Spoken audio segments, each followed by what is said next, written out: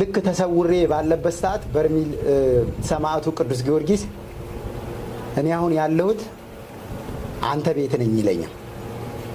አሁን ይህን ስናገር ማንም ላያምን ይችላል። አንድ ልጅ ነው ያለኝ። የመጀመሪያ ልጄ 1 ዓመት ከ6 ወሩ ነበረ።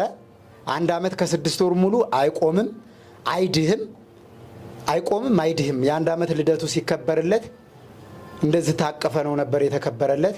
እንዴት እኔ እኮ ያለሁት አሁን ሩቅ ቦታ ነው፣ 900 ምናምን ኪሎ ሜትር ርቀት ላይ በርሚል ጊዮርጊስ ነው ያለሁት ካንተ ደጅ። እንዴት አሁን አንተ ከዚህ እዛ እንዴት ደረስክ እለዋለሁ።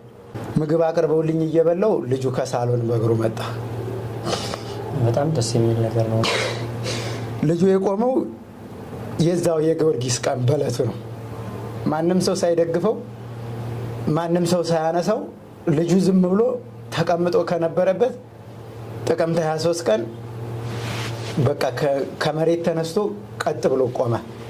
ከዛ በቃ ሲስተርም ባለቤቴም ምንድነው ተስለህ ነበር ወይ ሲሉኝ፣ አዎ ሰማዕቱ ቅዱስ ጊዮርጊስ አንተ ቤት ነኝ ብሎኝ ነበረ። አሁን ቤትህ ትልቅ ደስታ አለ፣ ቤትህ ነው ያለሁት።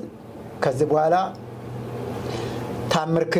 ታምሬ ትመሰክራለህ። እሷ ትናንት በራሷ ወረፋ ተጠምቃ ዛሬ ደግሞ እህቷ ፔሬድ መጥቶባት በሷ ወረፋ ልትጠመቅ ገብታ እጅና እጇን እስር አድርጓት ሰማዕቱ ቅዱስ ጊዮርጊስ ከተፈታች በኋላ ህዝብ መሀል ሂጂና መስክሪ፣ ወረፋ አጭበርብሬ ነው ብለሽ ግቢና ህዝቡ መሀል ከመሰከርሽ እፈታሻለሁ ብሏት ወጥታ በሳር የተሰራ ድንኳን ውስጥ ገብቼ ከዛ በኋላ ከዛ ድንኳን ውስጥ ጓደኞቼ ይመስሉኛል ና ብለው ይጠሩኛል። በግራ በኩል ባለ ሰፊ በር ስወጣ ድምጿ የእናቴ ይመስለኛል፣ የወላጅ እናቴ ድምጽ ይመስለኛል። ስዕል አድኗ ደግሞ የኪዳነ ምሕረት ስዕል አድኗ። ናመጣም ትለኛለች እናቴ። አትመለስም ና ተመለስ አመጣም ትለኛለች። ኦ ፍጡነ ረድኤት ሩፀተ ነፋስ አውሎ ለዘይፄዋ ከበተወክሎ ጊዮርጊስ ቅረብ ለምሕረት ወለተሳሎ። ቅዱስ ጊዮርጊስ ፈረሱ ላይ ተቀምጦ በቀጥታ ነው የመጣው። ጸበሉ ወደ ላይ ሲወጣ እያየሁት ነው። ተመልሶ መሬት ሲያርፍ ቅዱስ ጊዮርጊስ በፈረሱ ነው የመጣው። ትናንትና ለምን ጸበል አይደለም አልክ፣ ለምን ጸበል አይደለም አልክ ብሎ ፈረሱ አፍንጫዬ ላይ ሊቆምብኝ ሲል ኮቴውን እንደዚህ በግሬ ያስኩት ነው የሚመስለኝ። ጸበሉ ራሱ የፈረስ ኮቴ ነው። በቃ ፈረስ ነው። በቃ ወደ ላይ ወጥቶ ሲመለስ ካየው ማለት ነው በኖርማል ጊዜ እና ልክ በቃ ሰማዕቱ ቅዱስ ጊዮርጊስ ሁለተኛ አልልም፣ እንዳትረግጠኝ ሁለተኛ አልልም፣ በቃ አልልም፣ ይቅርታ አድርግልኝ ተሳስቼ ነው አልልም እያልኩት በቃ ፈረሱ ሳይረግጠኝ ተሰወርኩ። የዛን ሰዓትም በቀጥታ ወደ በልጅነቴ ያደኩባቸው አካባቢዎች የሰራኋቸው ክፉ ስራዎች፣ የተረሱኝ ንስሐዎች፣ የተረሱኝን ኃጢአቶች የሚያስታውስ ብዙ ነገር አየሁና እንደ አጠቃላይ የህይወት ታሪኬን በቃ ዶክመንተሪ ማለት ትችላለህ። ከልጅነቴ የተወለድኩበትን አካባቢ ጨምሮ ከልጅነት እስከ እዛቺ ሄጄ እስከ ተጠመቅኩባት ድረስ በቃ ያለኝን ነገር በሙሉ አየሁ። ከዛ በኋላ የዛ ቀን በቃ ስነቃ የነቃሁት ወደ ከጨለማ ህይወት እነዛን ክፉ ነገሮች ካየሁ በኋላ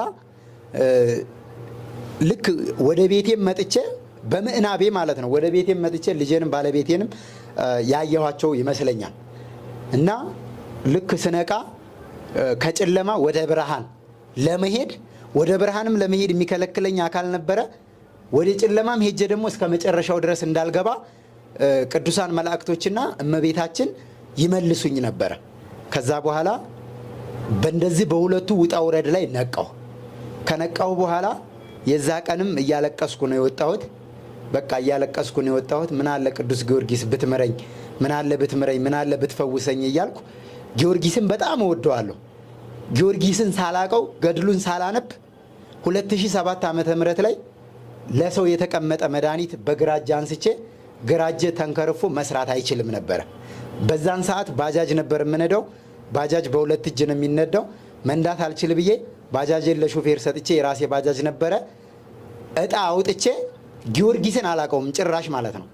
እኔ ተወልጄ ያደግኩበት አካባቢ ያለችው ቤተክርስቲያን ቅድስት አርሴማ ነች። ማርያም፣ መድኃኔዓለም እንደዚህ በቃ የተወሰኑትን ነገር ነው የማውቀው። የአብነት ትምህርትም ትንሽ ጅሩ አርሴማ ላይ ማር ነበረ።